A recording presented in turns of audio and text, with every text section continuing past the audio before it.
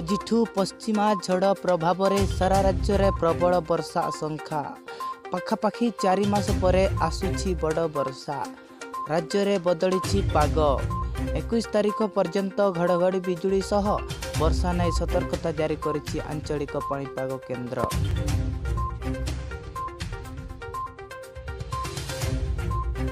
ବର୍ଷା ପାଇଁ ଆଜି 11ଟି ଜିଲ୍ଲାକୁ ୟେଲୋ ଆଲର୍ଟ ଜାରି କରାଯାଇଛି। ବାଲେଶ୍ୱର, ମୟୂରଭଞ୍ଜ, କେନ୍ଦୁଝର, ଭଦ୍ରକ, ଢେଙ୍କାନାଳ, ଅନୁଗୁଳ, ଯାଜପୁର, କନ୍ଧମାଳ, କଳାହାଣ୍ଡି, ରାୟଗଡ଼ା ଏବଂ ନବରଙ୍ଗପୁରରେ ଝଡ଼ ପବନ ସହ ପ୍ରବଳ ବର୍ଷା ହେବ। ଅନ୍ୟପଟେ ଷୋହଳ ଏବଂ 17ରେ ପୁରା ଓଡ଼ିଶାକୁ ସତର୍କତା ଜାରି କରିଛି ଆଞ୍ଚଳିକ ପାଣିପାଗ କେନ୍ଦ୍ର।